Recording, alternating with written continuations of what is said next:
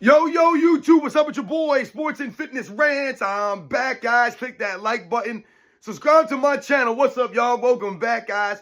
Welcome back, man. Got another great video for you guys today. As usual, man, you guys know the deal on this channel. So about setting the record straight, stopping the lies, stopping the narratives, stopping them from rewriting history, guys. And in this video, we are going to talk about, the news that I saw yesterday. Shout out to my man Charles over the Dreamers Pro. I stopped through his live stream yesterday when he was reporting on this, thing between Russell Westbrook and LeBron James and the fakeness of LeBron James, which we all talked about, for a while now. And we've called this out, man. So shout out to him. Shout out to my man Too Raw. He was in the chat of Dreamers Pro's live yesterday. I was watching his video this morning. So shout out to them guys, man, for reporting on this. And I'm going to continue this. And these are some of the things that I think people, that we're always talking about. I tell you guys, I say something like real, recognize real. All right. And I don't think a lot of people understand what I'm saying, what that means, because it's very important. Real, recognize real. And in this instance, I think a lot of us understand that LeBron James is not real and he is fake. And we're going to talk about some of these scenarios, some of these instances that we've highlighted that has shown to us that LeBron James is fake. As I told you, he's not worthy to be in the conversation with the top 5, top 10 players in NBA's history, guys. Nowhere close. And I want to thank you guys, everyone across the world, everyone across the states that's been supporting my channel. Once again, guys, I am truly, truly humbled, man. Much respect to everybody out there. Like I said, that continues to roll with me. It means a lot, guys, for real. Shout out to everybody in the membership, man. And you guys know what to do. Turn the volume all the way up. Hit that play button. Remember, these videos are for educational purposes. And let's roll. So, yes, guys, like I said, man, shout out to my man Charles over the Dreamers Pro, because I think he was the first person to come out with this. Like I said, I stopped by his live stream yesterday while he was reporting on this. And I was listening to some of the things he was talking about, the Russell Westbrook stuff, and some of these different instances that had happened during the time that Russell Westbrook was there. Because, Russell Westbrook has always been an emotional guy, right? And I'm not saying it's in a bad way, but he's been a guy who wears his emotions on his sleeve, right? And I've always loved that about Russell Westbrook, because as you guys can see, I'm a fiery individual, man. I wear my emotions on my sleeve oftentimes too, man. Like I said, I'm loud, I'm aggressive, and I always like that about Russell Westbrook. I've told you guys many times. My only problem has been with Russell Westbrook is his lack of overall development in his overall game, right? He never really developed some of these areas that I thought really would have helped him become a greater player, would have helped his teams be better. And some of his sensitivities have gotten a little crazy over the last couple of years. And I get it, man, because when you are dealing with some of the things that Russell Westbrook has been dealing with since essentially Kevin Durant left OKC, remember, the way that Kevin Durant left Russell Westbrook, he left him high and dry. He left him to take all the blame, right? Everyone was pointing at Russell Westbrook. Oh, man, Kevin Durant had to leave because you can't win with Russell Westbrook. Even though I highlighted that Russell Westbrook was better than Kevin Durant in the 2016 Western Conference Finals, and all Kevin Durant had to do was make shots like he said, but he wasn't doing that for them. So they'll blame Russell Westbrook. Kevin Durant leaves, right? Why do you leave Kevin Durant? Because you can't win with Russell Westbrook? Like I said, never stood up for Russell Westbrook, never defended Russell Westbrook. I said, and you left him high and dry like that. So Russell Westbrook has been taking the heat since then. The turnovers, they always, always highlight his turnovers. They don't want to talk about James Harden's turnovers. They won't even talk about Trae Young's turnovers or Luka Doncic's turnovers. They won't dare touch on LeBron James' turnovers, which come at the same clip and in the same kind of inopportune times for LeBron James. But they'll promote him as the greatest player of all time, one of the greatest passers of all time, the greatest all-around player. Russell Westbrook can't pass. Russell Westbrook's a turnover machine. Kevin Durant's more of a turnover machine than Russell Westbrook is, guys. I'm telling you right now, look at how many turnovers Kevin Durant has versus how many assists he has in his career. That man's a turnover machine. But they want to highlight that only for Russell Westbrook. So I get his sensitivities. I told you, I don't appreciate him having fans ejected or going back and forth with fans in the stands. It just makes you look bad. But I always liked Russell Westbrook's game. Like I said, I liked his personality, his demeanor. He was an attitude guy. I always liked attitude people. I told you that. I always liked guys that had attitudes. I've told you many times before. These are the kinds of people that I gravitated towards when I'm watching a movie or something. Right? Like I told you, even when I was a young kid, I told you, you think about the Ninja Turtles, and I've talked about this before. Something so simple, something so childish, a cartoon like the Ninja Turtles. But if you think about all four of them, they had different personalities, right? They brought something different to the table. And I always gravitated towards Raphael. And the reason I did is because I saw similarities between me and him as far as our demeanor and personality goes, right? Everyone remembers Raphael, the attitude guy, right? The guy who didn't take no crap, right? He was the quote-unquote tough guy of the crew, right? Leonardo was the leader. Michelangelo was kind of like the goof and the funny guy, right? The party dude. And Donatello was supposed to be like the smarter one, right? The guy who's more technical and a thinker. That was their personalities. That's what made them great as a team, the Ninja Turtles. So to me, I always appreciate that about Russell Westbrook. So now when you think about all that from the Kevin Durant OKC situation, and then he goes to a team like the Rockets, right, with James Harden, that doesn't work out really for him. And then he goes to a Washington Wizards team, and, he's kind of like in purgatory there. Like, no one talks about the Washington Wizards, but somehow, some way, he led them to a postseason of that season. If you guys remember, he got them into the playoffs, and he was good for the Washington Wizards, man. There was no Bradley Beal there. He was on and off the court with the injuries and all this other stuff. So Russell Westbrook does that move. Then he's in the LA Clippers, and he's on the Denver Nuggets, and now he's on the Sacramento Kings, I believe. So we think about, he went to the Lakers, like I said. Now he's on the Kings. So that stop in LA really messed him up again. So like when Russell Westbrook's trying to get his reputation back, trying to just finish out a career, trying to help a team and be an impactful player on a team that can contend for a championship, LeBron James, remember, he brings these guys in. He wants these guys like Russell Westbrook, right? He brings in the Carmelo Anthonys, the Dwight Howards, right? He brings all these guys in, Rajon Rondo. He wanted all those guys on the team, and he, as a matter of fact, told us to keep that same energy. That was his season that Russell Westbrook came to the Lakers, guys. Keep that same energy. He said, you guys keep talking about my teammates, and they're this age and this and that. Okay, you guys keep using that. Remember, he begged us, please, please, please, please. He said, keep that same energy when the season starts. And this man played half a season. The team was all jacked up. And what does LeBron James do and his fan base do? They blame it on injuries. They blame it on LeBron James and these guys missing time. But he told us to keep that same energy. There's no excuses. This is what I'm saying. There are no excuses, man. There are none. All right? You either get it done or you don't. I don't want to hear about this, or this. When you told people, all right, y'all want to run your mouths? Because we laughed at that. We said, how is this going to work? And I told you guys, and I played that clip for you guys. I posted the clip. Kendrick Perkins said that they would win 70 games. 70, guys. Not 17, not 7, right? 70 games that season. They won 33, guys. 33. 33, not 43, not 23. They won 33 games. And he said they were going to win 70. 70. This is the astute basketball mind of Kendrick Perkins. See, this is what I mean when I tell you that these guys will make themselves look and sound stupid just to pump LeBron James up. Who the hell thought that the 2022 Lakers were possibly going to win 70 games? Only the LeBron James fan club members like Kendrick Perkins. They're not thinking clearly. They're not living in reality. They just do anything to pump up. And what's the repercussions for that, though? When they don't win the 70 games, when they don't come close to the 70 games. You never hear from them again, right? They don't bring it up. They make excuses. Oh, it wasn't LeBron James' fault. It wasn't his fault. If this happened, then why are you calling out 70 games? Why are you guys pumping them up all the time? Why is LeBron James trying to keep that same energy? So he thought that this was going to work. He wanted Russell Westbrook on the team. We all laughed. We laughed at that. I said, I don't know why the hell Russell Westbrook was going to Lakers. I didn't want Russell Westbrook playing with LeBron James. I know a lot of you guys that were fans of Russell Westbrook said the same thing. You didn't want Russell Westbrook to go play with LeBron James. We knew what was going to happen. We know LeBron James. Once again, real, recognize, real. And the real ones, we recognize those fake ones out there. And LeBron James, one of the fakest dudes in the history of mankind. It's not just sports, guys. When we talk about being a grown man, carrying yourself a certain way, I talk about honor, class, integrity. That ain't got nothing to do with you being a professional athlete. Nothing to do with that. That's you as a person, as an individual person. How you choose to live your life.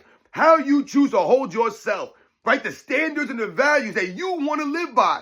How are you going to enforce that upon your family, the people you work with? Maybe you're a boss in a job or company, and you're in charge of this stuff. You're a leader, and that's how you want to lead. By example, through those principles and values you want to instill in your co-workers, the people that work for you, your employees. Maybe you want to make that your mission statement at your business. This is how I'm going to conduct my business. And everyone that works for me and works with me is going to conduct themselves the same way, or you ain't going to be working with me. You ain't going to be around for this kind of stuff.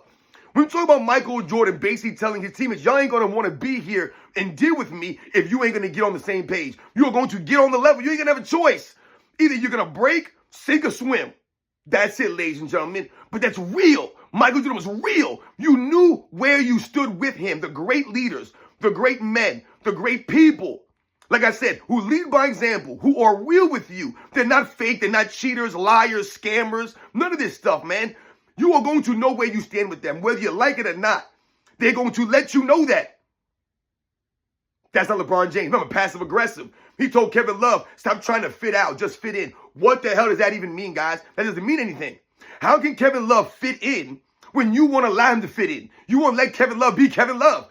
You should have let Kevin Love be him, but you wouldn't do that. You wouldn't allow Dwayne Wade to be Dwayne Wade or Chris Bosh to be Chris Bosh. Everyone's got to manipulate themselves, mold and adjust themselves for you. Once again, you're a fake-ass dude, LeBron James. You are not a real, true teammate, and you're not a real man. Anthony Davis had to sacrifice his reputation, his game. All of these guys have sacrificed their game and reputations just to play with LeBron James so that he can get all the fame and he can get all the glory. And they continue to pump him up as the greatest player of all time that never had help.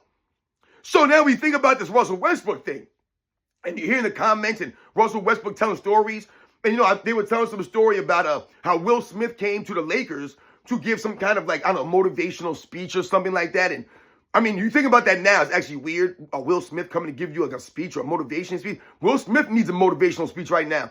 I don't know what the hell's wrong with Will Smith. And this ain't got nothing to do with that Chris Rock is. I don't give a damn about that stuff, even though that was cringe as hell to me. And I'm telling you right the hell now, ain't no grown man gonna walk up on me like that and just slap me in my face, man. I don't care if I said something and, maybe they took it the wrong way.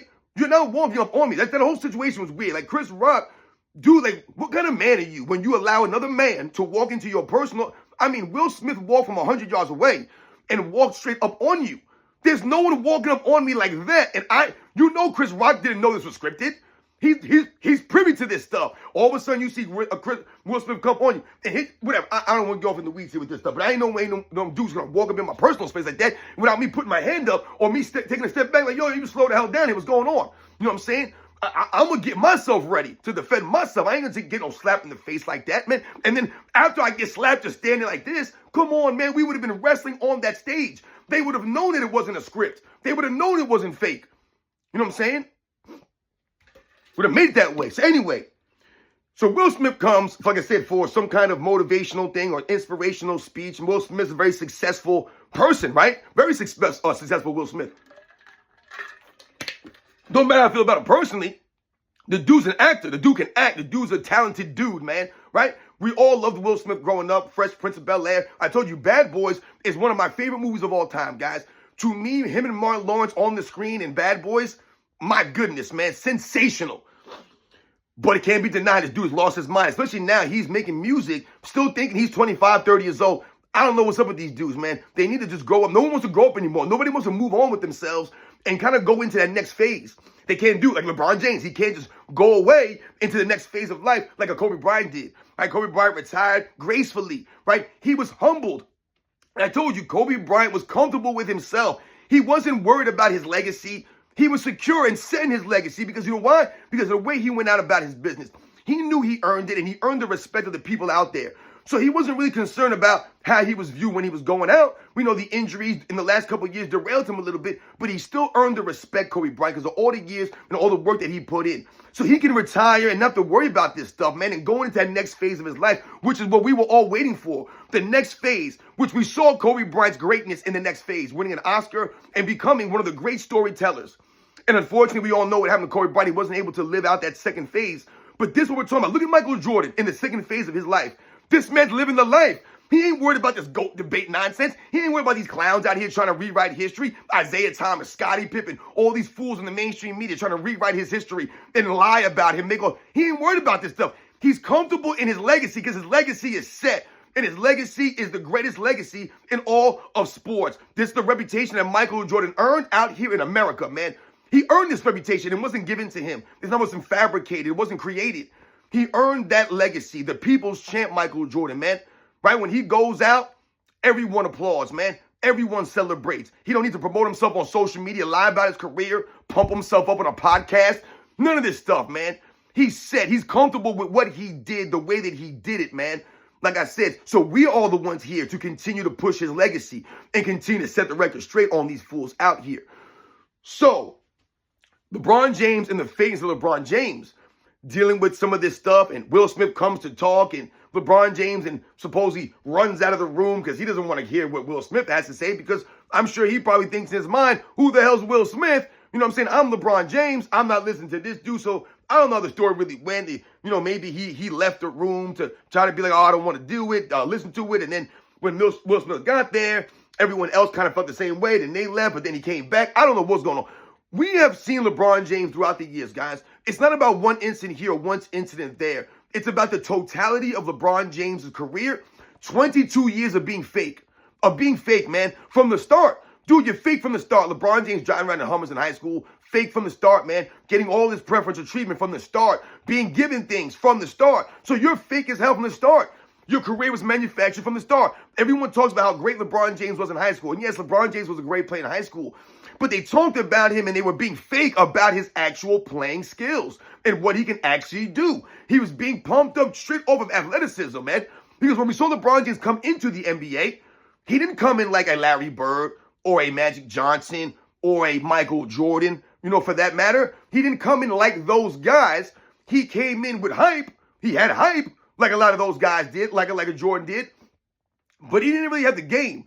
And he didn't have the impact like those guys did. Larry Bird had impact when he first came to the league. Magic Johnson had impact his rookie year. Michael Jordan had impact his rookie year. The Will Chamberlains, the Bill Russells, the Kareem Abdul-Jabbar. The impact was immediate, right? And what do all those guys have in common, right? These guys did not just go from high school to the NBA, right? Even in the case of Will Chamberlain, the man played with the Harlem Globetrotters for a year before he came to the NBA. But all these players went to school. They went to college, man. They developed. They learned the fundamentals. Right? They did something. And then they came into the NBA and they were ready to go, right? Because they had the overall games. It wasn't just athleticism, which made them great. It was overall games, the hustle of these guys, right? The heart of them. These guys had the hearts, man. These guys were leaders, a lot of these guys. Like I said, so when you talk about LeBron James, man, it wasn't the same as those guys when he came in like that. So, when we talk about this dude being fake, he's been fake from the start. From the start. His hype has been fake. All the stuff that they say around him since the start has been fake. They've just been faking all this stuff, making up all this stuff so that LeBron James looks great. See, what they say that Michael Jordan is, like some of this guy Carcino for life, he'll talk about how Michael Jordan was just created through the media. Nah, my man, that's LeBron James. Michael Jordan was never created through anything. Whatever they promoted Michael Jordan as, they did it because of what he did on the court. When they call him Air Jordan, they didn't make up Air Jordan. They made up the chosen one. He was Air Jordan. He became Air Jordan. They didn't just say, oh, we're going to label him Air Jordan just because to get some hype around his name and make him look greater than he really was.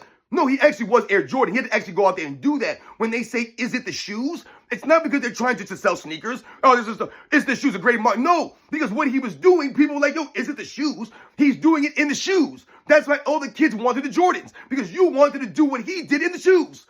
But it has to come with your game. It can't just be Nike promote. Who was Nike to promote Jordan? They were nobody.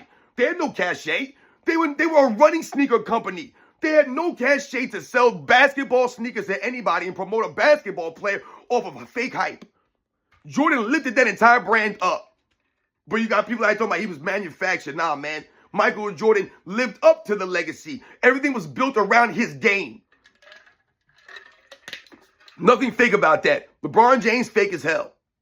Fake personality. Fake love for Kobe Bryant. Remember, LeBron James wins the championship in 2020, right? And he starts talking about, I want my damn respect.